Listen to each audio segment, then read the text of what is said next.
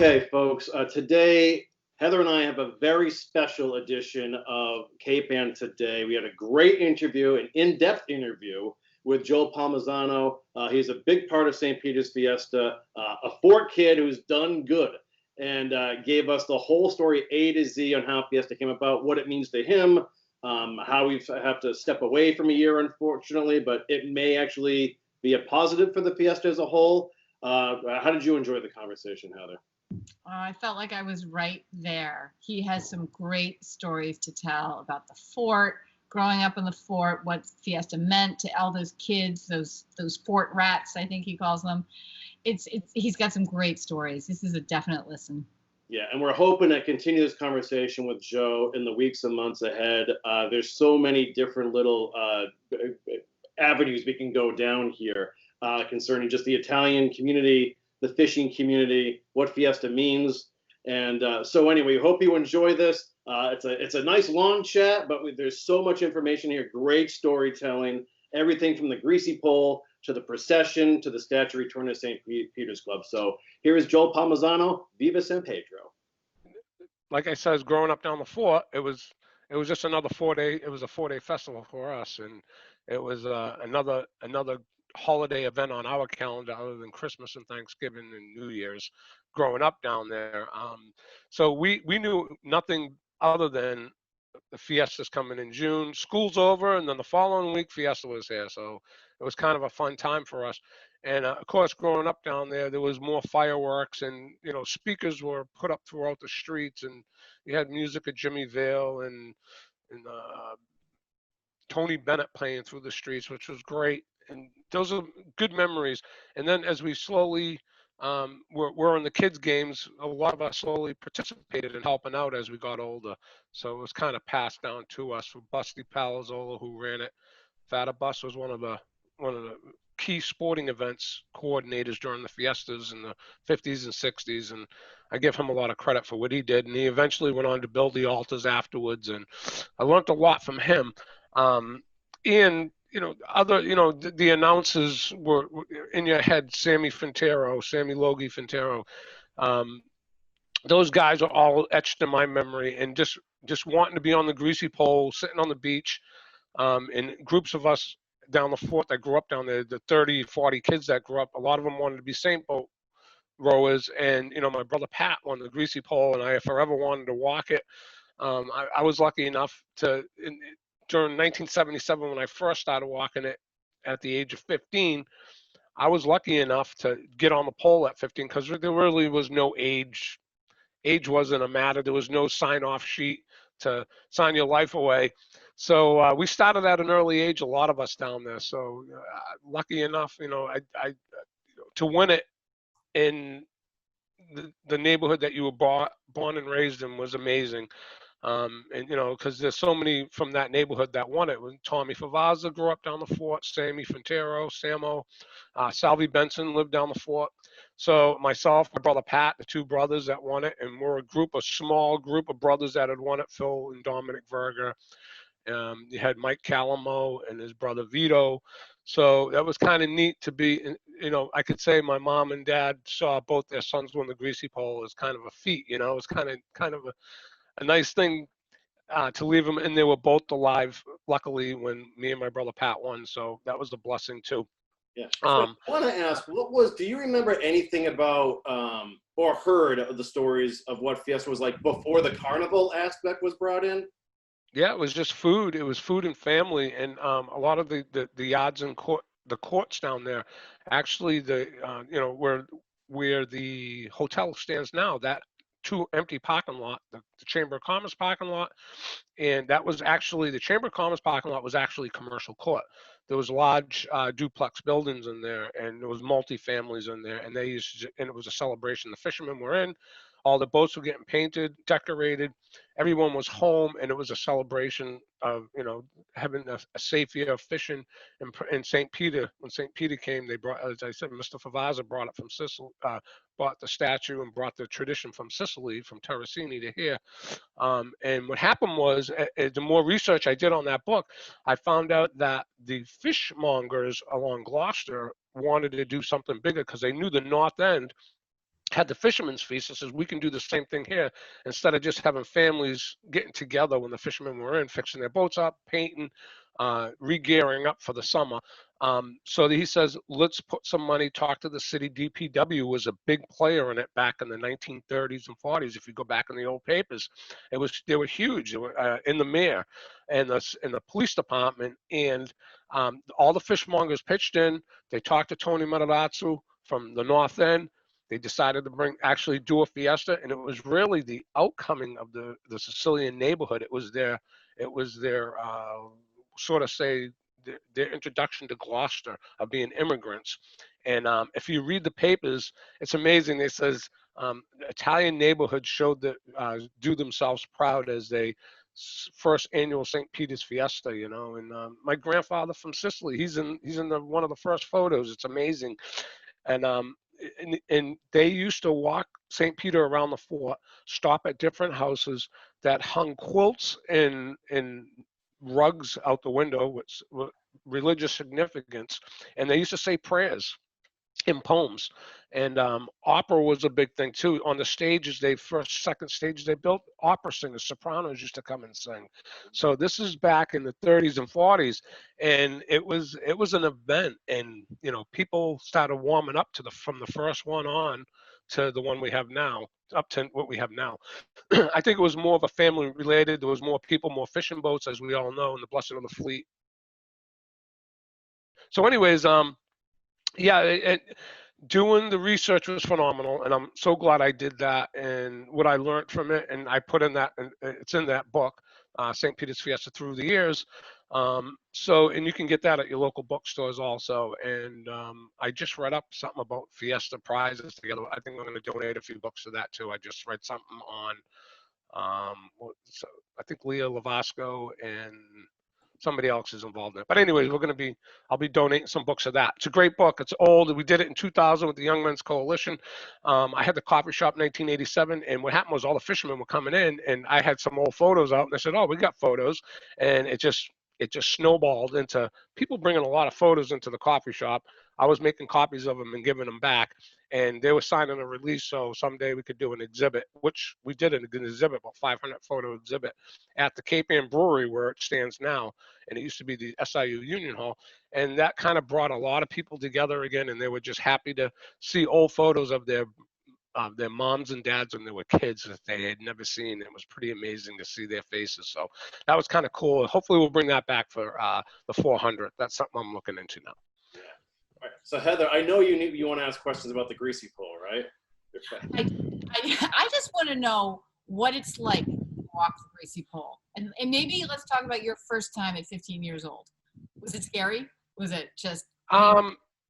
It was, you know, I wasn't scared. I was more, my first walk ever, I was more, I was with my brother. My brother Pat was out there, and he just kind of said, calm down, just walk it, just like you walk it every day after the greasy pole's done.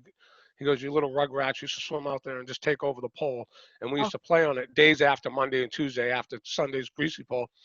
That was our sanctuary out there. All the fort kids would go out there, swim out there, and spend all day long out there. We used to just rest, hang out. It was our place to get away from the city, you know. And we know it was our little island. And there was still grease on it, so we used to walk it. And so to me, to be out there again, I wasn't really scared. I was scared of the people on the pole. They were intimidating. All those you're amongst adults, and it's your first time walking. But my second year in, after the first year got that under my belt. The second year, I think Salvi won it again. I think it was Matza. My first year out there was when Matza actually stood at the end of the pole with that wonderful picture of him holding the flag, and I was in awe. I was like, oh my God! And then after that, Salvi won it. And then the following Saturday, unfortunately, we all went out there in memory of Benny Interante. I was a close friend, a gentleman that grew up down the fort and fished out of Gloucester and never made it home. He was on the Captain Cosmo, and then we lost at sea. So it was more of that Saturday greasy pole was dedicated in his honor. And he was from the fort, and he hung out with the older gangs that I won't say gangs in a bad way, the groups of kids that hung out down the fort. He was I always looked up to him as a younger kid. And he passed. So when I went out there, we all went out there, and whoever wins today was going to be a memory of Benny, and I was fortunate enough to win it that year, and when I hit the water, I just couldn't believe it, and it was dead high tide. I remember getting drowned. They were drowning me, and I was fighting them off, and I lost. The flag was insignificant to me. I lost that. I was fighting for my life, and finally, they backed off a lot of people when I swam in. I was totally exhausted, and somebody had handed me the flag. They go, "Here, this is yours."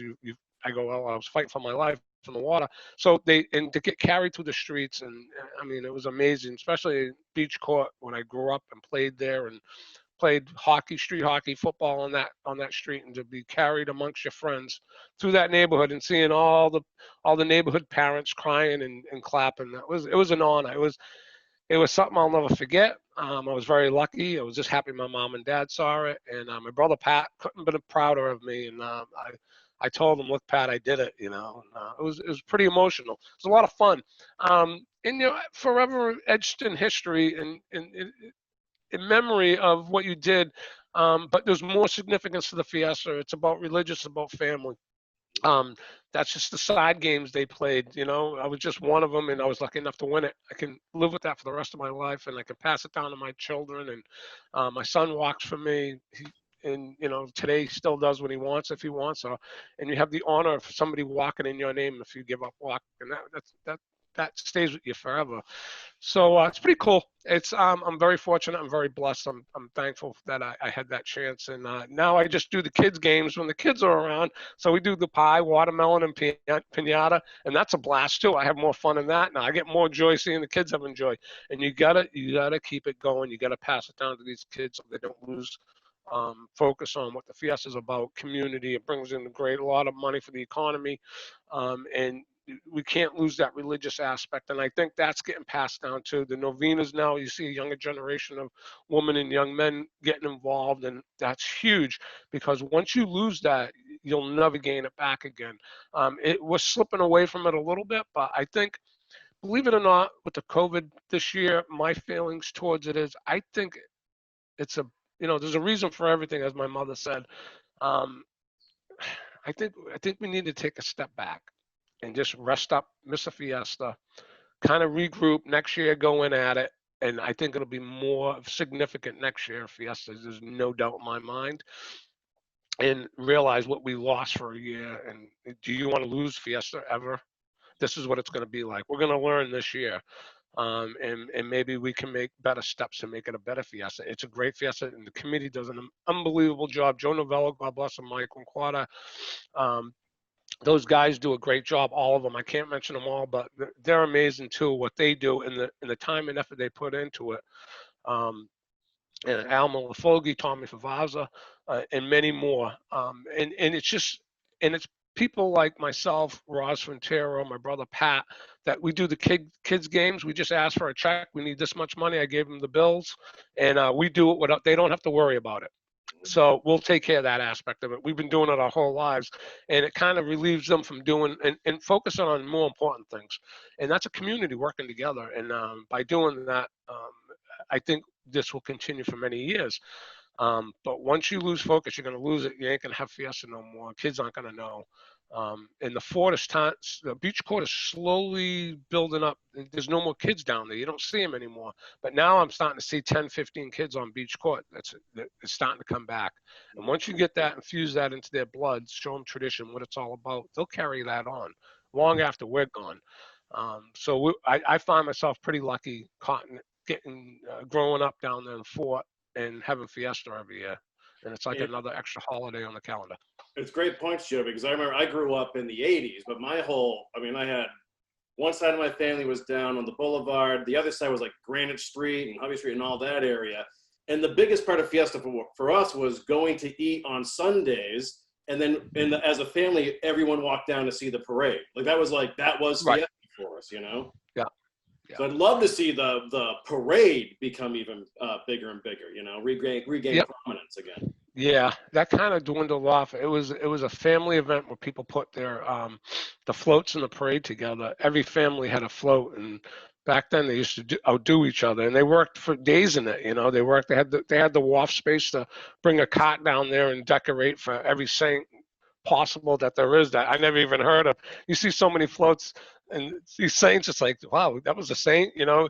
And it was very religious back then. It was very tied in. Cardinal Cushing was a driving force with the fishing fleet here too, and I mean, and the faith was strong back then. I mean, that's all they had. There was no electronic world we live in today, of course. Everything was power of prayer. It still is today. And I think it was their celebration too. And there was so many fishermen. Of course, the fishing fleet's gone now. We've got a handful of boats left, and that kind of, that hurts a lot because they donated a lot. The fishing boats every year donated $300-400 to the Fiesta. There was so much money coming in, and family members in the fall started working on their floats while their husbands went fishing. The kids would work on the floats, and slowly through the winter, if they had the right space, they could work on it. And then the spring, they would start again.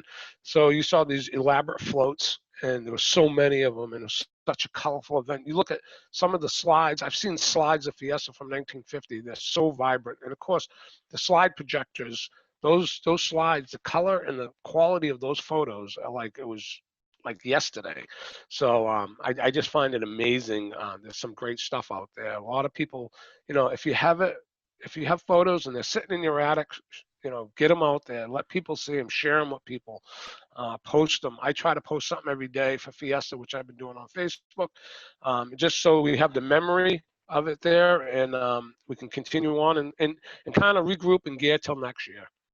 Joe, and I know you wanted to talk about, to me, the other big sign of Fiesta has always been the building of the altar, and you get Viva Fever starting in early June. And you want to talk about just the construction of that and the history of that.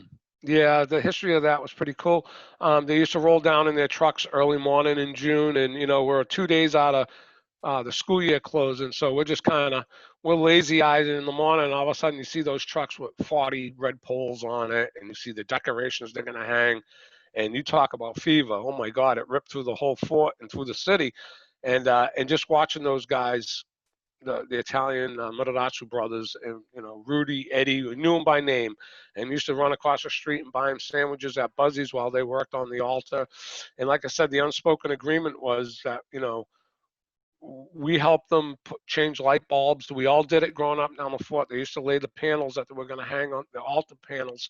And a lot of those lights they'd plug in, there'd be 50 lights out. And of course, they'd look at us and the kids would run over and we start replacing, they give us the bulbs. And they used to get mad, don't break the light bulbs. You break any light bulbs, it's going to be 5 cents every one. So it was like handling a delicate piece of what do they call it? The dynamite. Anyways, we replaced them, and when they left, the unspoken agreement was we got to play on the altar. That was our little sanctuary. So that was a lot of fun. And it was just part of in the builders knew that nothing was going to get stolen and nothing was going to get broken, and we guarded it that night while they were away. And of course, once it was all up, there was that magical box hanging off the side of the actually where Mom's Kitchen is now. They used to have the electrical box for all the lights, and it was all hooked up 3 days before. And of course, somehow we found the ladder, and we used to always go up and hit those lights on. The cops used to come down and have to climb up and shut them off. That's when the fever's running high. We just couldn't wait. Well, they decorated. It's kind of dark out. You get a bunch of 30 kids that are bored down there. Let's go turn some lights on.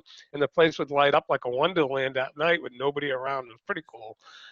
So that was one of the things we did. Yep. I want to ask you, so in all the stories you're telling, and we know this, the fort plays such an important role because that's where so many of the fishing families lived, right? So is there any sort of, as the fort changes and has changed over the years, is there any sort of psychic or psychological replacement for the fort? Or do you feel like that's kind of like a symbol, still a symbol and a good one? It is. You have like 5 or 6 originating families still down the fort, and that's about it. The grandkids kind of took over some of the houses that they passed. Josie just passed away, in which the house at the very end of the fort, which they tore down, they're rebuilding a new home there now. That was really, I felt that was sad to see that come down, but it had to. It was falling apart. The Orlando house. That was a pretty significant house. It was kind of a staple. It was our anchor of the fort, really, because if you go straight, you go right through that house. You had to go right or left at the end of the fort to the ice company or down to the playground. So seeing that get torn down kind of tugged at my heart a little bit. That was like a home to me, a distant home. You know, it was kind of a beacon. You knew you were home when you saw that. Significant wise, the families that are left down there and their grandkids, which is great. A lot of the grandkids bought their grandmother's house or their mom's house, and they're living in it now, and they're carrying on. The Novellos, the Favaz, the house. You still got the Roberta Peterson's house at 2 Fort Square, where they used to throw the confetti out of the windows. They don't no more. The Shimatara house, that is. And you got I think you got 2 or 3 more around the fort, but that's about it. Pretty much everything's gone. The families are, the houses are still there. And I guess they're not replacing it because there was kids in every one of those houses. And I guess they're not there no more. There's no more children down there. And there was so many kids. And I think, you know, it's just the way we live today. It's single parents, you know, dual income, no kids. And there's a lot of that down there. So, but you know something, you got other people moving in down there. You know, you got Jeff Amaro. He's starting to have his grandchildren down there. They're going to be part of the fort now. That's going to be part of the tradition of rerouting. You know, like I says, everything changes. You got to go through cycles. I think it's a cycle maybe. And I think the cycle now is coming back where we're going to have more kids. We got to teach those kids how we were in the older days and how Fiesta was. It'll never be the same without a fishing industry, without a full fleet. Maybe someday it'll come back. But I think we infuse enough people with it where this tradition will go on for another 50 years. It depends on which way the city swings its building plans. There's a lot that can happen down the fort. It could be a Nantucket. We can, I mean, which isn't bad. I think we got to do it medium. You got to do half and half. You got to slowly, the world's changed. We all know that. There's going to be a lot of change. Get used to it. We're getting used to it. The hotel definitely set an example. A lot of people are against it. A lot of people are for it. Something had to go there. And look at the people going down the fort now again. So it happened. And think about it. I never living down there now. I see so many people down there now walking down the fort. It's like, oh my God, I've never seen it. And it's great. There's life back down the fort again. It infused life again in so many different ways. Yeah. And maybe it's for the better. Yeah. I think it's for the better. I don't think it would, and I think maybe that will keep the Fiesta going too. You know, people want to come in that place. You know, they fill them up. They're on the feast. The 4 days, that place is banged out, and it's great. You know, and maybe that will help the Fiesta live a little bit longer now. But nobody looked at it at the time. People want to keep the old tradition. The old tradition, you got nothing to. The foundation's crumbling around you. You got the building. What good is a building without a foundation? I think we rebuilt the foundation. Motolara Lobsters definitely keeping, you know, the lobster company and the small boats that we still have. The regulations that the government sets is going to guide the course of Gloucester, as we all know that. So hopefully, it all goes back to that 4-day fest in June. So I don't know. Yep. I love the moment when I've only been there a couple of times when I've only participated a couple of times, but Sunday night when they marched that final march of St. Peter through at midnight, that's such a moving moment, right? Yeah. You got me on that one. Yep. That's amazing.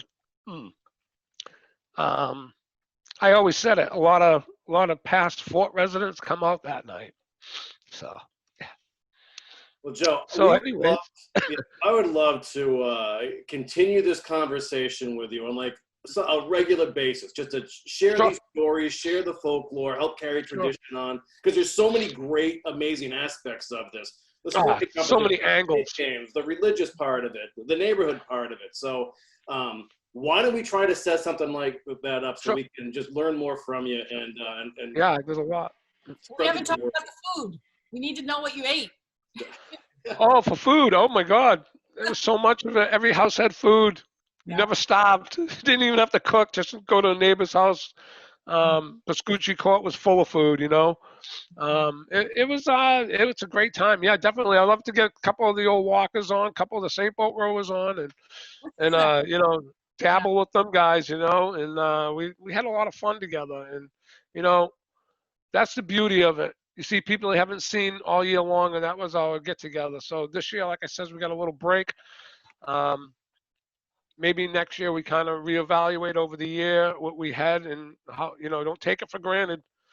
And next year is going to be a better year for sure. I know for a fact. So hopefully we get through what we're getting through now with this COVID, and hopefully everybody stays healthy, and we find a cure to this or something to help battle it. And next year we can go out with the security in mind of, you know, nobody's going to get ill for being together. What a horrible, what a crazy, crazy virus. And we all know it. We all lived it. And that's just another thing in our notch. Now, you got to remember during World War II, there was no fiestas for 4 years. So we're living that. So, you know, I walked the Greasy Pole on a Tuesday, and because it was delayed because of thunderstorms 3 days in a row, and we went into overtime. As Donnie Nicastro, God rest his soul, we're going into overtime, boys, and we did. We went into overtime that year. We went Monday. We tried to have it. The Greasy Pole got canceled. We tried to bring St. Peter around the fort. We couldn't do it. And Tuesday finally came, and when Tuesday came, we carried him around the fort. And, you know, we let the spirits come out of all the houses of all the past that lived through the fort, and they all came out as usual. You can feel it, like he says. They're there. I believe that, and I think everyone, that's why we do it. And we did it. We did it on a Tuesday night, and it was July 3rd, and the Horribles Parade was, I think the Horribles Parade was that, actually, yeah, the Horribles Parade was that night, and then we carried St. Peter around the fort. And we actually walked a Greasy Pole on July 3rd, the Horribles Parade. I remember swimming in, cleaning up. Johnny Parisi won the pole that year. He swam out late. We already did one round. He goes, "Can I get on?" I go, "You're a champ." Everybody said, "Yeah, of course." And he came up and he ran out and won it. He was late from getting into work. He swam out. And we cleaned up and went to the Horribles Parade, and then we carried St. Peter around the fort on a Tuesday. So everything, you know, there's nothing I haven't seen yet. And now this year I'm living actually without a fiesta. So I think it's something we can all put on our memory bank. Say, yeah, I actually lived it when one year we didn't have fiesta. And something you could tell your kids. Well, we'll reflect and recharge, right? Yeah, reflect and recharge, and I think next year will be a better year. Realize what we really had. I think people took it for granted, and hopefully the restaurants are open. It's killing me to see these restaurants not open, and we got to get them open. These people need to make money. We need to stimulate the economy in the city again, and every other city in the state of Mass, and through New England. So once we get that going, we know it's safe. And you know, a lot of hard decisions on the state. They have to make the decisions. They don't want to do it. I believe that. I think they're being super cautious, and luckily we're not wearing masks as we talk right now. You know, I'm so used to seeing people with masks. Good to see a real face. So, anyways, anytime you want to get together again, hopefully we can drag another champ in here, or a couple Saint Boat guys, and you know, even Novena people talk about the Novena and the tradition. Talk to the women of Novena and how they redid all the books, and you know, my cousin Jean Marie Linquata, amazing. You know, the stuff she's been doing to keep that going, and give her kudos, and all the girls, and you know, Felicia and all them. The stuff they do is amazing, and it's like I said, it's just different webs of the whole community built together to do this. So it's kind of great. I'm glad to be a part of it. I'm just a little part with my brother Pat, Roz, my son, my nephew. They all help out with the kids' games now, and it's a lot of fun. You know, we have a little bit more fun now doing it. So we try to keep the tradition going. Yeah, I mean, we really appreciate your time, Joe, and I'm going to hit you up after this, and we'll try to schedule a chat and keep the conversation alive. Yeah, and thank you for all you guys do. Thank you for being out there, the bridge, and you know, 1623 Studios, and you guys infused a whole new asset into the city, that people can get out and talk, speak what they need to speak, and all the help you do in the city. Thank you guys. You're a big part of it too, you know. If So, you know anyone who wants to talk to us, let us know. We're open. yep. Yeah, definitely, definitely. And if you need any lifelines, we need to get in touch with this person. We can't, give me a hoot. Maybe I can guide you to them, I'd be more than happy to help you guys I out. love it. Okay, take care, Joe, and stay well. Okay, We'll catch thank you. up. Good Okay, seeing you. bye. Hey, buona fiesta, viva. Come on.